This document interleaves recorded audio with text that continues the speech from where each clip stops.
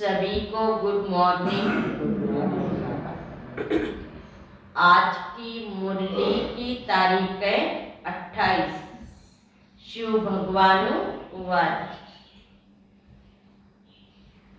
मीठे बच्चे, तुम्हें पढ़ाई से राजाई लेनी है। यह पढ़ाई है तुम्हें डबल सिरताज बनाने।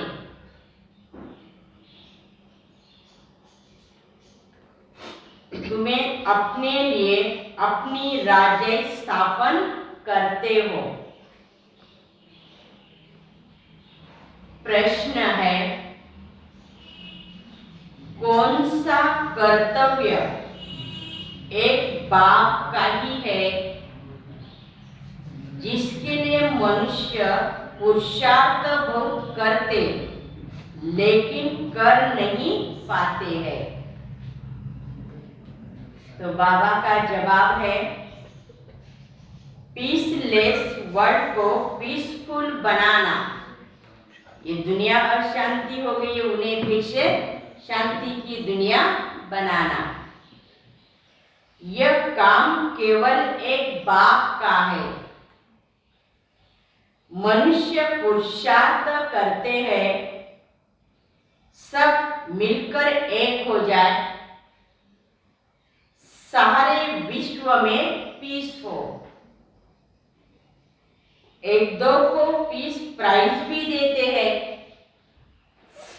परंतु उन्हें पता ही नहीं है कि जब दुनिया में राम राज्य था तब पीस थी, अभी रावण राज्य है, या पीस हो नहीं सकती। ओम शांति। बच्चों के दिल में आया कि पारलौकिक बाप आए हैं लेने के लिए, और आज खास सभी बच्चों को मिलने के लिए भी आएंगे। सौगात ले आएंगे ना, गिफ्ट, क्योंकि बच्चों का भी क्या है, जन्मदिन है तो बाप का भी है। कहाँ लेके जाएगा? शांति धाम। फिर क्या होगा? जिन्होंने अच्छी तरह पढ़ा है वो सुख धाम में जाएंगे, और जो खाली जानते हैं वो परम धाम पे चले जाएंगे, माना शांति धाम में। और जो पुरुषार्थ करते, बाबा की याद करते, पढ़ाई पढ़ते हैं, वह सुख धाम में जाएंगे, जिन्हें जीवन मुक्ति भी कहा जाता है। वह आना है वाया मुक्ति धाम से। आत्मा भी समझती है ना, बेहद का बाप सुख देने के लिए आया है। सारा दिन यह याद रह सकती है ना, बेहद का बाप हम बेहद बच्चों को सुख देने के लिए आया हुआ है। जिन्हों को यह निश्चय नहीं है वह यहाँ आ नहीं सकते हैं। तो पहले निश्चय करना है कि परमात्मा हमारा माता पिता है, वो हमें बेहद का वर्षा सुख शांति का देने के लिए आया है। ये निश्चय हो, बाबा ने कहा। तुम ईश्वरी औलाद हो। बाप भी समझाते, मैं बच्चों के सामने आया हूं। बराबर कल पहले भी पतित भ्रष्टाचारी दुनिया में आए थे ना, फिर से दुनिया को श्रेष्ठाचारी बनाने। या तो सब भ्रष्टाचारी है ना, वह सब श्रेष्ठाचारी है। यथा राजा रानी तथा प्रजा। यह दुनिया में यह खेल है ईश्वरी संप्रदाय और आसुरी संप्रदाय का। आज का गीत है, किसने ये सब खेल रचाया। जब कोई गीत बजता है तो दिल में आना चाहिए कि बाबा ने हमको बहुत ऊंचा बनाया है। ऊंचे से ऊंचा बाप जरूर ऊंचा ही तो बनाएगा। ऐसी बाप की महिमा है। ऊंचा तेरा नाम, ऊंचा तेरा काम, वही तो ऊंचा ते ऊंचा। जो संगम पर आकर ऐसे सभी बच्चों को इतना ऊंचा श्रेष्ठ महान बनाता है। कोई भी कुछ करते हैं तो उसकी महिमा होती है ना, इसलिए अपने जीवन में अच्छा कर्तव्य करके दिखाया तो उसकी महिमा भी होती है। फलाना महात्मा संत व्यक्ति कितना अच्छा है, उन्होंने अपने जीवन में ऐसा कर्तव्य किया है। तो संगम पर भी बाबा ने कितना मान कर्तव्य किया है, तो कितनी बाबा की महिमा करनी चाहिए। यह फलाने धंधे में बड़ा अच्छा है, फलाना मनुष्य बड़ा होशियार है ना।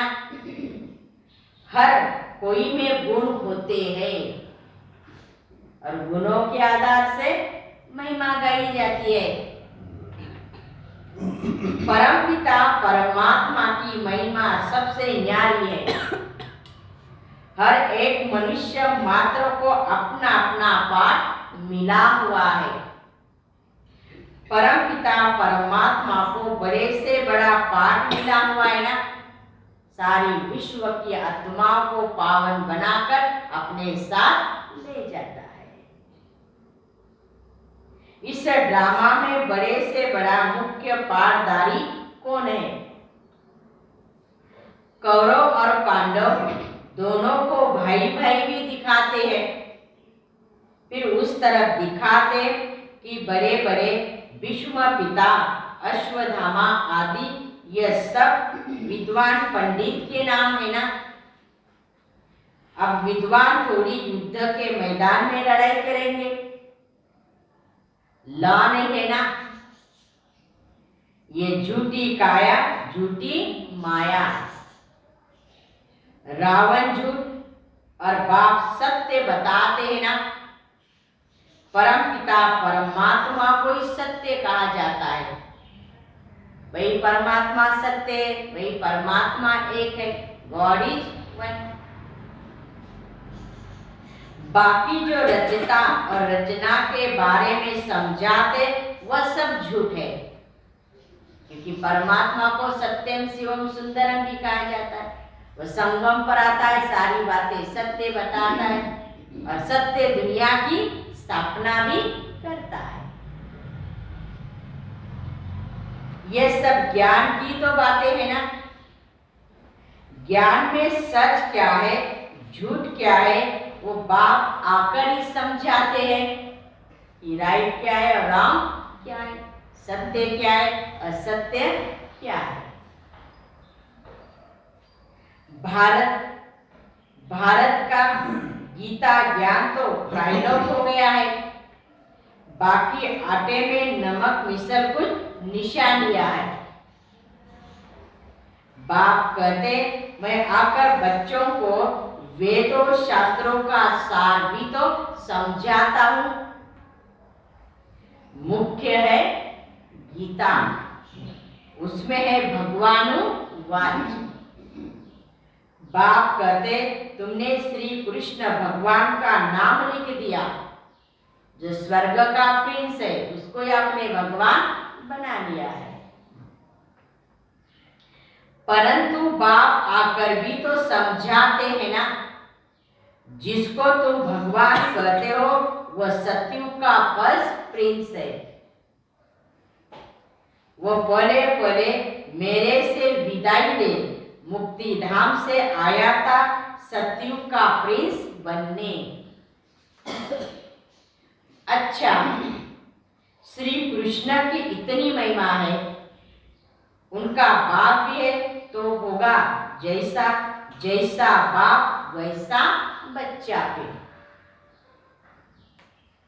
तो श्री कृष्ण के बाप की महिमा का है, इतना श्री कृष्ण श्रेष्ठ है, ऊंचा है।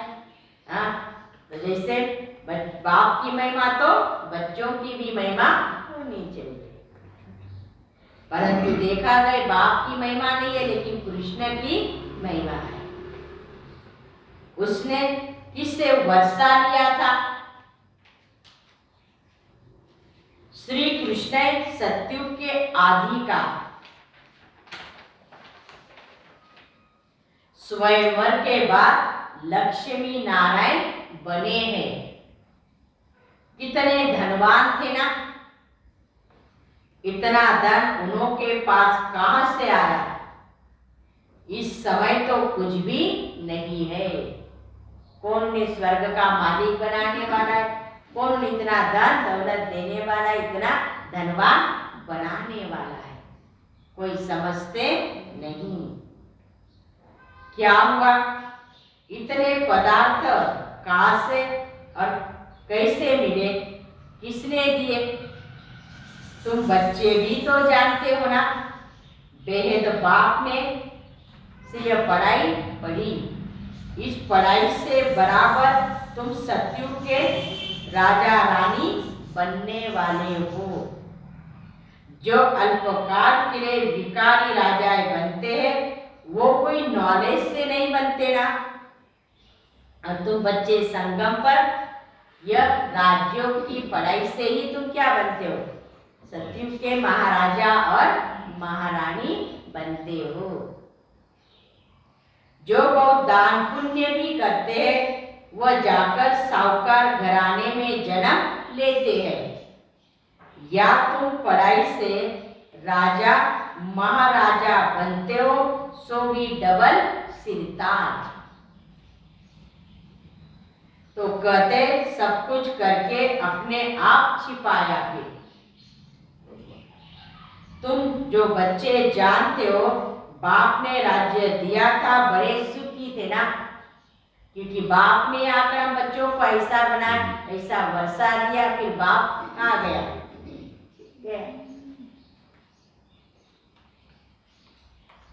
तो कहते सब कुछ करके अपने आप को छिपाया।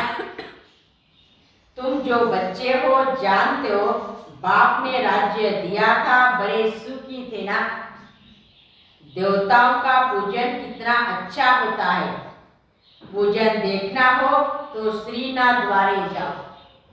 कितने भक्त पूजा करते विधि से, कितना ये करते। बाबा ने कहा, तो बाबा ने कहा देखना हो तो श्रीनाथ द्वारे जाओ। सुबह सुबह देखो कितना जोर शोर बजता है, कितने घंटियां जोर शोर से बजाते। ये देवताओं के जड़ चित्रों पर इतना माल चढ़ाते हैं, तो खुद जब मालिक होगे तो क्या नहीं खाना खान पान होगा फिर आपका। बाबा ने कहा तो सतयुग में कितने प्रकार के वैभव है। बाबा ने कहा सोचो। और अभी भी देखो, बाबा ने कहा मंदिरों में जाकर देखो इतना अच्छा अच्छा माल चढ़ाते। जब तुम स्वर्ग के मालिक बन जाएंगे, विश्व महाराजन बन जाएंगे, तो बात तुम क्या नहीं 36 प्रकार का नई दुनिया है ना। नई खेती माल अच्छा देती है, सब सतो प्रधान फर्स्ट क्लास। पुरानी होने से ताकत कम हो जाती ना। वहाँ का खान पान भी देखो, बाबा ने कहा वहाँ का फल भी फ्रूट भी देखो क्या होगा, वहाँ की सब्जियां भी देखो, बाबा ने कहा सब कुछ सतो प्रधान फर्स्ट क्लास होगा। तुम बच्चों ने साक्षात्कार किया है। बाप समझाते ऐसे थे ना, फिर क्या हुआ? तुम बच्चे में ऐसे थे, फिर क्या हुआ? ये सब कहाँ गया?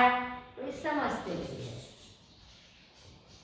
तुम्हारे ऊपर 5 विकार रूपी माया आकर चटकी और तुम कांटे बन गए।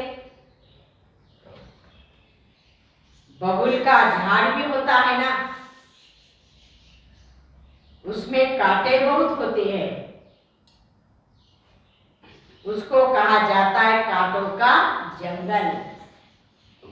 इस समय एक एक मनुष्य काटा है, काम क्रोध का काटा है ना बाबा ने कहा, तो सब में क्या है, सब काटे बाबा ने कहा, जो एक दो को दुख देते रहते हैं। काम कटारी भी चलाते हैं ना, माया के चटक से रावण राज्य हो गया। तुम हो गुप्त वेश में, किसी को पता नहीं है ना तुम क्या सेवा कर रहे हो। तुम बच्चे अभी कलप वाले मौखिक श्रीमत पर चल रहे हो। सिर्फ कलप वाले मौखिक नहीं, कलप कलप के मौखिक, हर कलप तुम बाप से वर्षा ले रहे हो। तुम बैठ बाप से राज्यों की शिक्षा सीखते हो ना। तुम हो नॉन वायलेंस, तुम अननोन भी हो।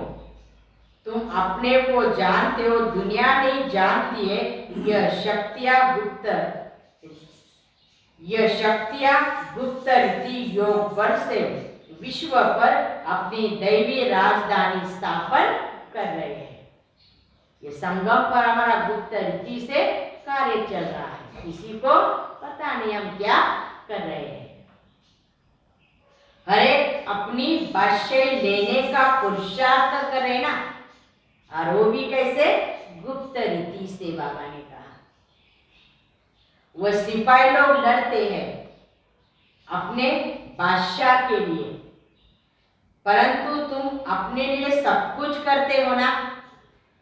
भारत को गोल्डन एज भी बनाते हो, जो बनाते वही आकर फिर राज्य करेंगे।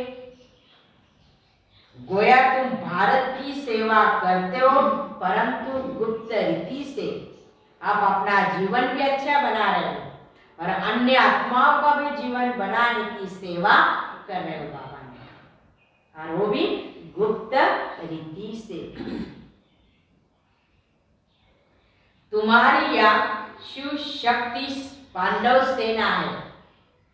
पांडव अक्षर पंडे पर है ना। बाप ने आकर समझाया है, तुम रूहानी कौन हो, पंडे हो। सभी को यात्रा करा रहे हो ना, सभी को मार्गदर्शन करा रहे हो। तुम रूहानी, मुख्य रूहानी पंडा तो मैं हूं। पांडव में मेल भी है तो फीमेल भी है। प्रवृत्ति मार्ग है ना, क्योंकि सब कौन सी सेना है, पांडव सेना है बाबा ने कहा। चाहे इसमें स्त्री हो चाहे पुरुष हो, दोनों है बाबा ने कहा।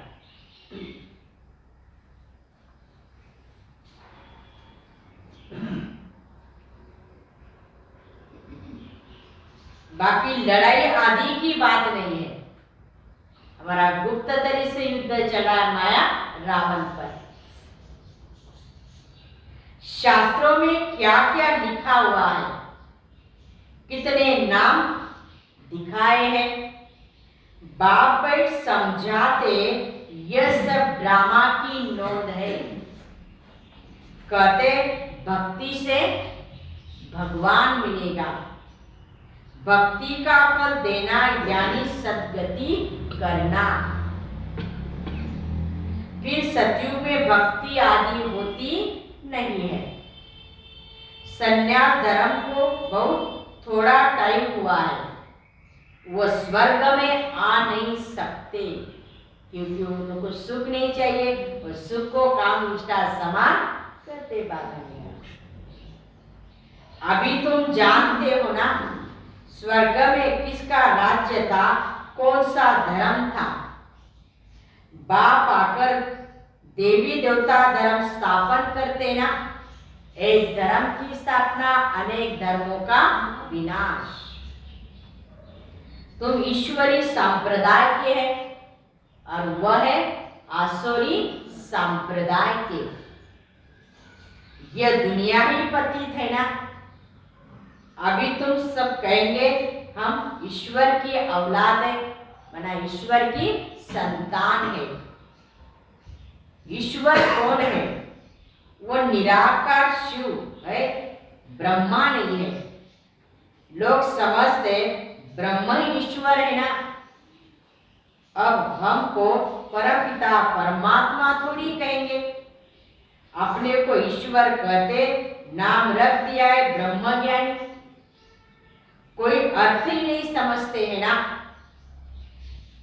ब्रह्म महतत्व जहाँ हम सब आत्माएं रहती है। शालिग्राम भी कहते हैं रुद्र यज्ञ जब रचते तो परमपिता परमात्मा का बड़ा शिवलिंग और छोटे छोटे शालिग्राम बनाते हैं। परंतु ऐसा है नहीं। परमात्मा बड़ा और आत्मा छोटी नहीं। उसको कहा जाता है परम पिता परम आत्मा, सुप्रीम सोल। परम धाम में रहने वाली परम आत्मा है। कोई छोटा बड़ा नहीं है। जैसे आत्मा विस्तार तो परमात्मा विस्तार है, ज्योति बिंदु है, परंतु परमात्मा परम आत्मा है, सबसे ऊंचा है, श्रेष्ठ है। आत्मा याद करती है शरीर द्वारा किसको? परमात्मा को। अब ये सब बातें तुम बच्चे ही तो जानते हैं। रचता और रचना के आदि मध्य अंत और मुख्य पाठधारी कौन है, कैसे पाठ बजाते हैं, कौन कितना जन्म लेते हैं, ये तो सब हिसाब होगा ना। परंतु इसमें जाने की कोई दरकार नहीं है। बाप कहते बच्चे यह तुम्हारा धर्माव जन्म है। संगम का एक ही श्रेष्ठ जन्म है, धर्माव जन्म है। 84 जन्म तो ठीक है, यह धर्माव कल्याणकारी जन्म है ना। अभी हमारा कल्याण होने वाला है, इसलिए यह कल्याणकारी जन्म और कल्याणकारी युग कहा जाता है। इस संगम का किसी को पता नहीं है ना। संगम को युगे युगे कहा है तो 4 संगम दे दिए है। बाप कहते हैं नहीं, ये तो उतरती कला के है। सती त्रेता होगा तो 2 कला कम होगी ना, फिर द्वापर से और कलाएं कम होती जाती है। पति बन जाते हैं ना तो कलाएं भी क्या होती है? कम होती है। ये वैरायटी धर्मों का झाड़ है। कितनी भाषाएं है ना, कितनी अशांति है। अब तुम बच्चे जानते हो स्वर्ग में अशांति हो नहीं सकती। या बहुतों को पीस प्राइज भी मिलती है। पीस तो है नहीं, शांति का है। पुरुषार्थ करते मिलकर एक हो जाए। वो भी कहता है कि वननेस हो जाए। सभी ब्रदर है परंतु आपस में बनती क्यों नहीं? फिर विचार है, मत है, सब कहते हैं लेकिन बनती किसी की नहीं है। आपस में तू मैं चलती है। बाबा ने कहा उन्हों को ड्रामा का पता ही नहीं है ना, इस ड्रामा के अंदर क्या है। जब दुनिया में एक राम राज्य था तब पीस थी ना, सुख शांति पवित्रता भी थी। अभी तो रावण का राज्य है ना, न सुख है, न शांति है, न पवित्रता है। बाबा ने कहा अनेक धर्म है ना। अब इस पीसलेस को फिर पीसफुल बनाना है, ये एक बाप का ही तो काम होगा। यह दुनिया का प्रश्न है। वर्ल्ड के फादर को तो खुरना रहेगा ना कि मुझे फिर से ऐसी शांति की दुनिया भी स्थापन करनी है। बाप कहते मैं वर्ल्ड को पीस में लाता हूं ना। भारत पीस था ना, पीसलेस आत्मा को वापस ले जाने के लिए मुझे फिर से वर्ल्ड की पीस के लिए वर्ल्ड फादर को आना ही पड़ता है। ऐसी दुनिया स्थापन करने के लिए जहाँ सभी अशांति है, दुनिया भी अशांति है, आता हुआ शांति की दुनिया स्थापन करता हूँ। उनका ही तो पाठ है ना, मेरा ही काम है ये ऐसी दुनिया स्थापन करना। वो तो कहते सब कुछ करके सबको सुख शांति दे करके फिर छिप जाते हैं। ऐसे छिप जाते जो सती त्रेता में कोई जानते नहीं है। किसको? शिव बाबा को। द्वापर कलयुग में भी कोई नहीं जानते। जब कलयुग का अंत आ जाता है, अति दुख हो जाता है, तभी मुझे पुकारते हैं कि जब तक खुद न आकर अपना परिचय दे, देवताएं भी नहीं जानते, अपनी आत्मा को जानते, बाकी रचता को नहीं जान सकते। बाप कहते हैं यह ज्ञान प्रायलोक हो जाती है। ये जो इतने मंदिर शास्त्र आदि भी बने हैं वह सब खत्म हो जाने हैं। भक्ति मार्ग भी की एक भी चीज नहीं रहती है। कहा? अभी तो बाप कहते सिर्फ मुझ एक बाप को याद करो और सभी से ममत्व मिटा दो। सन्यासी तो कभी ऐसे नहीं कहते हैं ना, मैं आकर ही कहता हूं ये देह के धर्म है, ये संबंधी सबको भूल जाओ और आत्मा समझकर मुझ बाप को याद करो, तभी आपके जन्म जन्म के पाप भस्म हो जाएंगे। उनका है निवृत्ति मार्ग, हमारा है प्रवृत्ति मार्ग। पावन से पति, फिर पति से पावन तुमको बनना है। सन्यासियों का ड्रामा अनुसार पाठ है। यह न हो तो भारत और ही दुखी हो जाएगी, इसलिए उनका भी पाठ है। भारत को थमाने के लिए पवित्रता की मदद करते हैं ना। मुख्य बात है ही पवित्रता की। पवित्रता की ताकत से तुम पति सृष्टि को पावन बनाते हो। बाप की श्रीमत से हम आत्माएं बाप के साथ जाने वाली है। पवित्र बनते बनते हम पहुंच जाएंगे ना का घर। ये यात्रा बड़ी वंडरफुल है। ये रात के राही तक मत जाना, सुबह की मंजिल दूर नहीं है। हम यात्री, हमें यात्रा करते रहना है। जब तक निशाना नहीं आता है, घर नहीं आता, तो यात्रा करते रहो। सतयुग को दीन कहा जाता है ना। पहले तुम स्वीट होम में जाकर फिर दीन में आएंगे। तुम रूहानी यात्रा के ब्राह्मण, कितना समझने की बात है ना। जितना बाप को याद करेंगे उतना ऊंचा पद पाएंगे।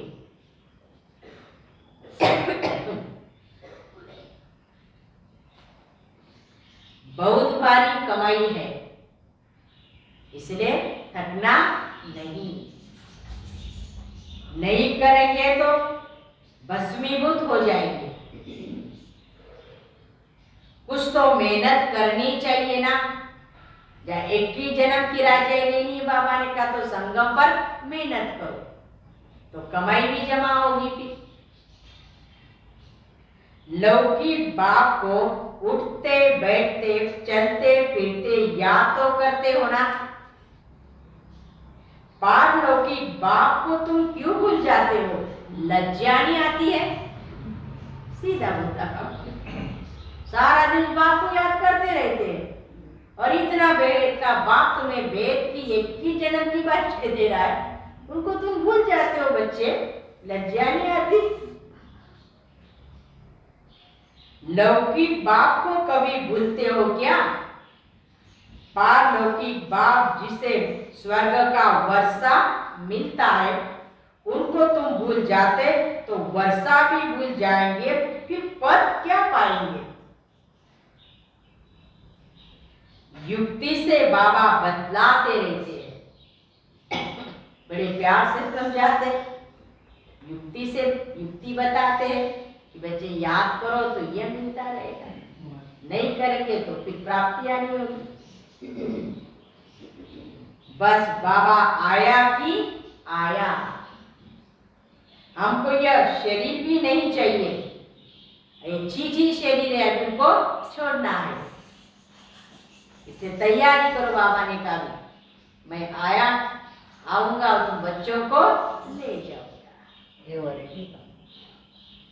बड़ी मीठी नॉलेज है ना, कितना प्यार से बाबा ये नॉलेज हमें समझाते हैं। बाबा भी कितना मीठा है, नॉलेज भी कितनी मीठी है, देने वाला भी कितना बड़ा मीठा है ना, कितना प्यार से समझाता है। मीठे बच्चे, प्यारे बच्चे, लाडले बच्चे, और कितना प्यार से समझाते। शास्त्री है ना, चक्कर से भी कितना मीठा है। आधा कल्प दुख में तुम याद करते आए हो, बाबा हमको सभी दुखों से छुड़ाओ। अब तुमको सभी दुखों से मैं छुड़ाता हूं, अगर हमारी मत पर चलेंगे तो। शर्त, हाँ बच्चे जरूर छुड़ाऊंगा, हर जगह नहीं है, लेकिन मुझे याद करो, मैं तुम्हारा बाप हूं ना, तो मेरी मत पर चलो, मैं जो बताता हूं। फिर क्यों कहते हो बाबा भूल जाते हैं? तुम बच्चे हो ना, तुम बच्चे हो ना, फिर शांतिधाम सुखधाम तो जाएंगे ना। मुझ बाप को याद नहीं कर सकते तो फिर कैसे जाएंगे? मैं आया हूं तुम्हें लेने के लिए, तुम मेरे बच्चे हो, मैं तुम्हारा बाप हूं ना, मुझे याद करो बच्चे, तुम्हें ले जाऊंगा। अगर तुम याद नहीं करेंगे तो मैं कैसे ले जाऊंगा? मैं तुम्हें डबल सिर ताज भी बनाऊंगा। बच्चे कहते हाँ बाबा याद करेंगे, फिर कहते हो भूल गए। एक तरफ कहते हैं बाबा याद करेंगे, फिर कहते बाबा भूल गए। वंडर है ना, इतना स्वर्ग का वर्षा मिलता है, फिर तुम बच्चे भूल जाते हो, इसलिए भूलना नहीं है। बाप को याद करो, वर्षे को भी याद करते रहो। घर का नाम वाह ड्रामा, वाह बाबा वाह। इस बात को सदा याद करो, मुझे बाबा क्या दे रहा है। देखो लौकिक में भी हम याद करते ना, मालूम होता है क्या, जो बाप का है सो मेरा है। तो संगम पर जो बेहद का बाप का है सो मेरा है ना, मुझे क्या दे रहा है। परसों भी कहता मैं तुम्हारे लिए सर्वंट बन जाता हूँ, तुम्हारी सेवा करता हूँ, तुम्हें क्या से क्या बनाता हूँ। इस बात को सदा याद करते रहो, बाबा ने कहा। तो याद हमारी स्थायी निरंतर रहेगी, भूलेंगे नहीं। अच्छा, मीठे मीठे सिकिल दे बच्चों प्रति माता पिता बाप दादा का याद प्यार और गुड मॉर्निंग। रूहानी बाप की रूहानी बच्चों को नमस्ते। रूहानी बच्चों की रूहानी बाप दादा को याद प्यार और नमस्ते नमस्ते नमस्ते। ओम शांति ओम शांति ओम शांति। शुक्रिया बाबा, थैंक्स। धारणा के लिए मुख्य सार। पहली पॉइंट, बाप की श्रीमत और पवित्रता की ताकत से इस पति सृष्टि को पावन बनाने की सेवा करनी है। अपने लिए अपना राज्य स्थापन करना है। दूसरी पॉइंट, पारलौकिक बाप जो मीठे से मीठा है, जिसे स्वर्ग का वर्षा मिलता है, उसे निरंतर याद करना चाहिए। योग बल से अपनी राजाई लेनी है। आज का वरदान, हर बोल द्वारा जमा का खाता बढ़ाने वाले आत्मिक भाव और शुभ भावना संपन्न भव। बोल से भाव और भावना दोनों अनुभव होती है। अगर हर बोल में शुभ और श्रेष्ठ भावना आत्मिक भावना है, तो उस बोल से जमा का खाता बढ़ता है। यदि बोल में ईर्ष्या घृणा की भावना किसी भी परसेंटेज में समाई है, तो बोल द्वारा गंवाने का खाता ज्यादा होता है। समर्थ बोल का अर्थ है जिस बोल में प्राप्ति का भाव व सार होगी, तो वो खाता जमा होता है।